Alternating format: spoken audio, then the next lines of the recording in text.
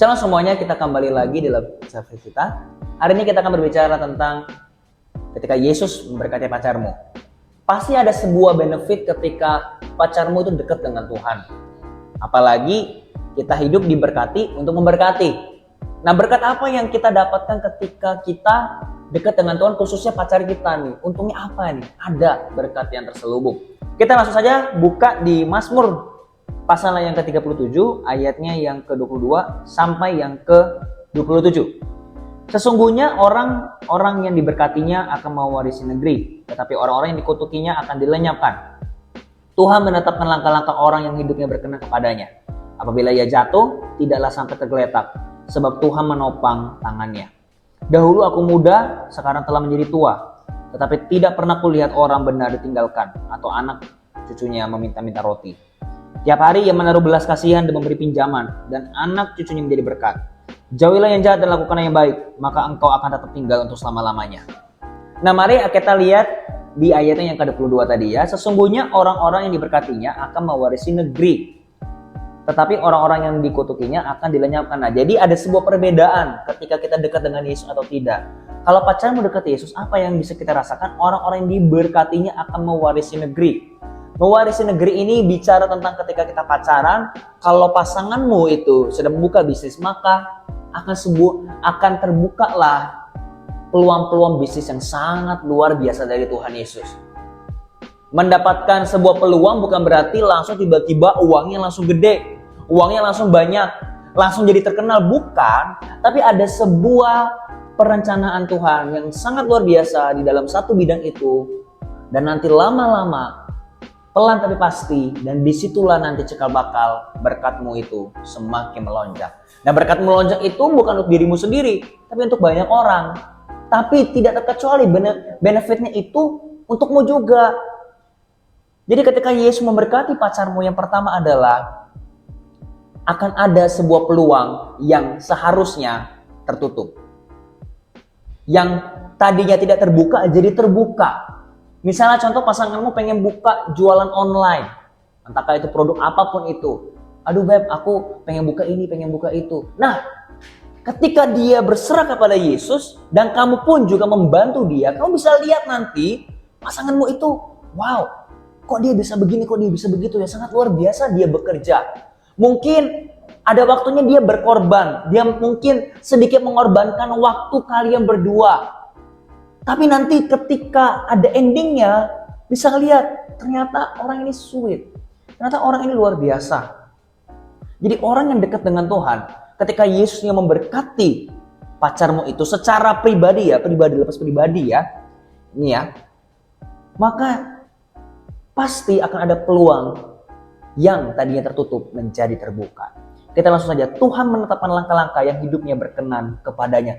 Tuhan yang menetapkan. Ada sebuah skenario yang Tuhan sudah siapkan. Skenario sini bukan berarti, oh nanti lu bakal jatuh, nanti lu akan naik lagi, nanti lu akan masuk surga, nanti lu akan masuk neraka. Bukan seperti itu, tapi setiap manusia itu sudah Tuhan berikan jalannya masing-masing untuk kemuliaan namanya. Tapi pertanyaannya, apakah kita mau berjalan dengan dia? Khususnya pacar kita, jikalau pacar kita fokus dengan apa yang mau Tuhan lakukan, yang menetapkan langkah-langkahnya, yang hidupnya berkenan kepadanya, pasti ada garansi Tuhan akan tolong. Makanya di ayat yang selanjutnya dikatakan, apabila ia jatuh tidaklah sampai tergeletak. Tergeletak di sini artinya adalah tidak bisa bangkit lagi seperti dulu. Inilah perbedaannya orang yang berserah dengan Yesus sama yang tidak. Kalau orang itu berserah dengan Yesus, apapun agamamu, maka akan ada garansi kamu akan dipulihkan kepada dia 100% dari Tuhan Yesus. Dibilang 100% di sini bukan berarti misalnya contoh ada orang jatuh dalam dosa, ya, misalnya dia hamil di luar nikah, lalu dia jadi perawan lagi, bukan seperti itu maksudnya. Tapi 100% di sini di mana kebahagiaanmu tetap sama. Karena Allah kita, Yesus Kristus adalah Allah yang penuh dengan kesempatan. Tapi ingat, jangan sampai karena dia Allah yang penuh dengan kesempatan, kita meremehkan kesempatan itu. Kita meremehkan janji Tuhan. Jangan seperti itu. Jadi ketika pasanganmu setia kepada Tuhan Yesus, inilah kenapa kamu harus mensupport pasanganmu untuk dekat dengan Tuhan. Apabila ia jatuh, tidaklah sampai tergeletak, tidak akan sampai tidak ada harapan lagi. Sebab tangan Tuhanlah, sebab Tuhan menopang tangannya, Tuhan yang memegang. Pasti di dalam suatu bisnis atau misalnya kamu pengen bangun usaha bareng dengan pasanganmu, pasti ada bangkrutnya, pasti ada ruginya. Tapi tidak akan sampai selama-lamanya kamu begitu. Pasti nanti akan di suatu waktu Tuhan sudah siapkan, kamu akan melonjak tinggi naik. Karena kamu setia dengan apa yang Tuhan katakan. Ya, dahulu aku muda, sekarang telah menjadi tua, tetapi tidak pernah kulihat orang benar ditinggalkan atau anak cucunya meminta-minta roti. Inilah jaminannya ketika orang dekat dengan Tuhan. Kalau pacarmu dekat dengan Tuhan, ya, ini adalah Daud yang ngomong. Dia berbicara langsung bahwa dari mudanya dia tidak melihat orang yang jatuh ke tangan orang fasik itu selama-lamanya pasti akan buruk. Enggak. Ketika sekalipun kita mungkin seakan-akan jatuh ke dalam tangan orang fasik, tangan yang seharusnya dia harusnya dibawa, atau dia ini orang jahat pengen jahatin kita, tidak selama-lamanya kita digenggam oleh dia. Pasti kita akan suatu saat akan naik dan orang ini pasti akan turun. Dan benefitnya, ketika kamu sejak masa muda sungguh-sungguh sama Tuhan Yesus, lihatlah, tetapi tidak pernah kulihat orang benar ditinggalkan. Kamu tidak akan pernah ditinggalkan apapun masalahmu. Orang benar di sini bukan berarti dia tidak pernah salah. Apalagi ada firman Tuhan mengatakan begini, 7 kali orang benar jatuh, tidak akan sampai tergeletak. Coba renungkan, orang benar, 7 kali orang benar jatuh. Berarti ketika dia jatuh, dia harusnya pernah salah dong.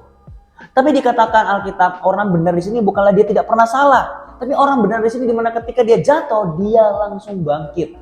Jadi orang yang akan dekat dengan Tuhan, atau yang dekat dengan Tuhan dengan sungguh-sungguh, apalagi atau anak cucunya meminta-minta roti, kita tidak akan pernah kekurangan. Kita pasti akan dicukupkan oleh Tuhan Yesus. Ya, apalagi kalau kita mengelola dengan baik, apalagi kalau pacarmu itu mengelola dengan baik, wah luar biasa banget. Betapa bangganya kamu punya pasangan seperti itu, ya kan? Terus di ayatnya yang ke-26, tiap hari ia menaruh belas kasihan. Pacarmu itu kalau dekat dengan Yesus, dia pasti penuh dengan belas kasihan, pasti penuh dengan kasih. Bukan berarti orang yang penuh dengan belas kasihan itu dia gampang dibodohi, bukan. Tapi dia tahu saatnya untuk berkorban, saatnya untuk tidak berkorban. Ada waktunya nanti dia harus mengorbankan waktunya untuk dirimu. Ada waktunya dia harus mengatakan kepadamu dengan jujur, Beb, aku pengen fokus dulu ke bisnis ini ya, atau aku pengen fokus dulu ke skripsi ya. Mungkin waktu kita sedikit berkurang. Nah itu dia, ada penuh dengan belas kasihan, ya, gitu. Dan memberi pinjaman.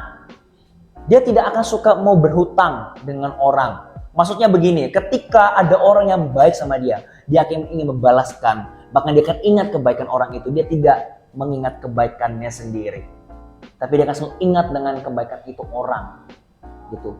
Mau membalas budi, ya kan? Karena ada orang tuh yang pengennya itu diingat mulu jasanya. Jangan seperti itu, anak Tuhan tidak boleh seperti itu. Kalau pacarmu yang seperti ini, ya, dia ingat akan pertolongan dari teman-temannya misalnya. Mungkin dia akan ngomong sama kamu, Beb, aku pengen tolongin dia deh, soalnya dulu dia bantu aku. Bukan berarti gini ya guys ya, bukan berarti kejahatan dibalas dengan kejahatan, kebaikan dibalas dengan kebaikan. Bukan loh ya. Bukan seperti itu. Tapi kan kita harus tahu diri. Kita harus paham kalau kita ini kan tidak bisa hidup sendiri. Kalau ada orang bantu kita perlu bantu lagi dong. Itu udah sewajarnya. Apalagi kalau saat itu kita memang seharusnya sudah mati misalnya, atau mungkin kita punya utang udah besar. Harusnya kita di saat itu kita di penjara, tiba-tiba teman kita datang kasih uangnya dengan begitu saja, terserah lu kapan mau bayar misalnya. Kalian mau kasih dia 1 M pun itu tidak bisa menggantikan pada saat momen seperti itu. Karena jikalau saat itu temanmu itu tidak kasih, mungkin hari itu kamu sudah di penjara dan kamu tidak akan mendapatkan 1 M itu. Sekalipun temanmu itu cuma bantu 5 juta misalnya.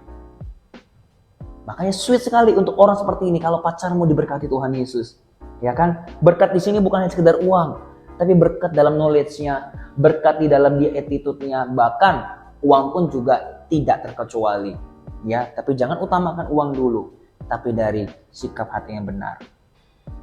Inilah yang dimasukkan oleh Tuhan Yesus untuk setiap kita. Setelah pacarmu seperti itu, tolong please ingatkan dia. Karena di ayatnya yang ke-27, jauhilah yang jahat dan lakukanlah yang baik, maka engkau akan tetap tinggal untuk selama-lamanya. Kadang-kadang kita punya pasangan, pasti ada kelemahan, pasti seberkat-berkat besarnya Tuhan Yesus memberkati pasanganmu, mau dia itu serohani apapun, mau dia itu sekeren apapun, pasti dia punya kelemahan. Please, jagai dia, doain dia. Fokuslah, kalau misalnya dia jatuh, jangan langsung dicerca yang ganggan atau lain sebagainya, tapi dibangun lagi pelan-pelan. Karena namanya manusia kan gak ada yang sempurna, ya kan? Dan kamu juga nanti bisa lihat kok orang ini baik, tapi memang dia perlu berjuang aja untuk kelemahan dia yang satu ini. Makanya kita perlu belajar bersama-sama ya. Itulah kalau kita punya pasangan yang sangat intim dengan Tuhan Yesus. Sangat intim bukan berarti 24 jam berdoa atau selalu berdoa saja tapi tidak melakukan yang baik, tidak menjadi dampak di luar sana. Bukan seperti itu, tapi kita bisa merasakan buahnya indah sekali. Dan berkat itu bukan hanya untuk dirimu saja, tapi nanti kamu pada saat lagi bersama-sama, orang-orang di sekitarmu pun juga akan ngomong sama kamu. Betapa bersyukurnya kamu punya pasangan seperti ini. Itulah yang dari Tuhan. Ya, saya berdoa dalam nama Yesus. Memang mungkin tidak semuanya orang bisa merasakan seperti ini, tapi saya berdoa dalam nama Yesus. Setidak-tidaknya, kalau ada kekurangan, kamu lihatlah kelebihannya yang luar biasa itu. Mari semua kita berdoa. Tuhan terima kasih buat hari ini. Hamba berdoa bagi setiap mereka yang sudah punya pasangan yang hamba-Mu sebutkan tadi. Meskipun memang tidak sempurna ya Tuhan, tapi biarlah ya Tuhan mereka berdua bisa saling melengkapi, bisa fokus atas apa yang mau Tuhan lakukan dalam kehidupan mereka, agar mereka selalu lebih-lebih dan lebih lagi, bukan untuk mereka saja, tapi untuk di sekitar orang, di sekitar mereka masing-masing, dan nama-Mu dimuliakan ya Bapa. Terima kasih Bapak buat hari ini, dalam nama Yesus, kami sudah berdoa, kami bersyukur, haleluya, amin. Thank you, and God bless you.